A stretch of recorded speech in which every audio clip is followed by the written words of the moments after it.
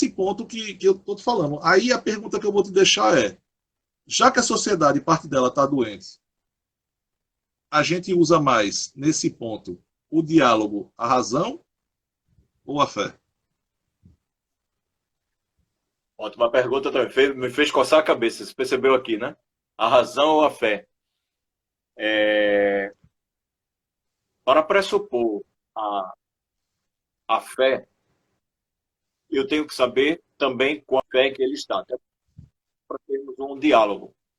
Se chegar nesse ponto de que essa fé ela esteja tão distante da razão que não dê para conversar, eu vou respeitar a fé dele, mas vou seguir adiante. Num ponto como esse, acho que você já ouviu falar em Chico Xavier, né? Chico Xavier era um grande espírita, grande médium. Chico Xavier dizia o seguinte: quando você se aborrecer de tal forma que mexer com o seu espírito, com a sua mente, beba a água da paz. A água da paz. Você é o semelhante a uma colher de chá. E você deixa embaixo da língua. Pronto. Acabou. É a mesma situação sua, só que utilizando a água da paz. Essa água da paz ela vai me conservar com a boca fechada, porque eu não vou expelir essa água, nem vou engolir, então eu vou deixar aqui, água da paz. Não dá, é utilizar a razão mesmo. Infelizmente, tem muitas pessoas assim, eu tenho amigos também assim. Há uma confusão tão grande no país que as pessoas não conseguem discernir posições com, por exemplo, o capitalismo. Você observa, meu amigo, você entra em um exemplo, e eu estou trazendo uma coisa bem materialista, né, numa live sobre a religião, mas porque alguém pode pensar que é culpa de Deus, né? Ah, é Deus que... Não, não, não, não, não. Tem nada a ver com Deus. Nada a ver. São os homens. O Exato. sistema é do homem. Quem criou a moeda, a primeira moeda, foi Deus? Não. Quem criou os sistemas políticos foi Deus? Não. Fomos nós, homens. Foram aqueles que detêm o poder. Aí vai entrar um pouquinho de Karl Marx em relação à economia. São aqueles que detêm Exato. as indústrias. São aqueles que detêm o mecanismo econômico. Aí eu falei isso para um amigo meu, ele disse, você é comunista? Eu disse, meu amigo, você leu mais 10 páginas? Não, não li. Leu não. Então, por favor, leia. O fato de você ler não vai tornar você um socialista ou um comunista. Não vai fazer você defender algo que foi colocado em prática, talvez não tenha dado certo. Marx não estava aqui naquilo que ele idealizou. Eu converso sempre com os alunos, Ernesto, do ensino médio, mostrando, separando aquela desconstrução, separando a minha ideia final, aquilo que eu penso do autor, mas compreendendo o que o autor está falando. Ele, antes de ser filósofo, ele era sociólogo, economista, então ele tinha o que... E foi um grande historiador. Ele trouxe a história. A, E ele... Né? filha, ela tem...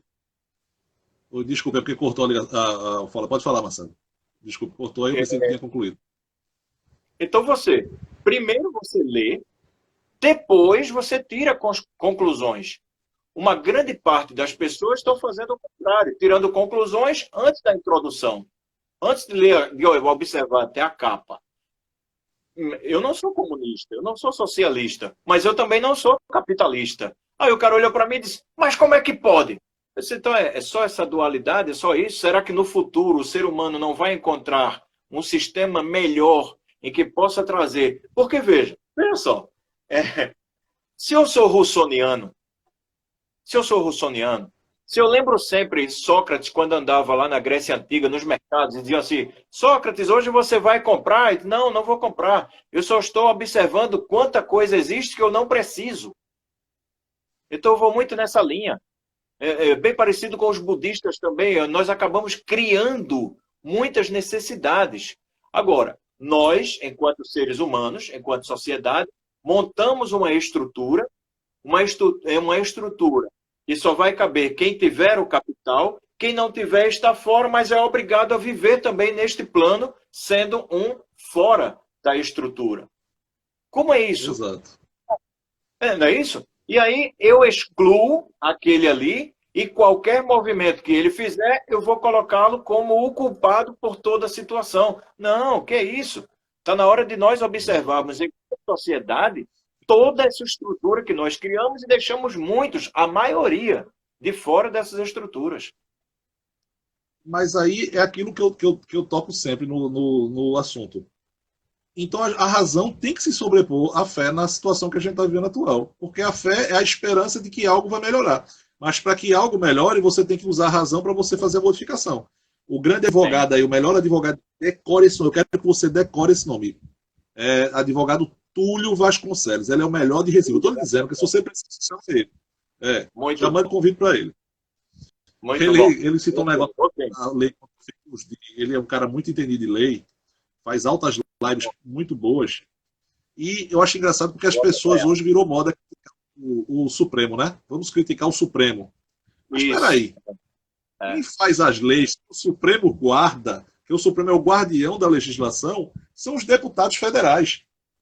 Que nós escolhemos eles para estar lá dentro. Sim. E a gente escolhe pessoas que não entendem de lei para fazer as leis. Veja que coisa absurda. Justamente. Então a gente tem pessoas que já dizia Platão na República. Sim. Que a república ideal não existe. Já que não existe a república ideal, que são os filósofos pensantes e por aí vai, a gente precisa ter uma república que funcione.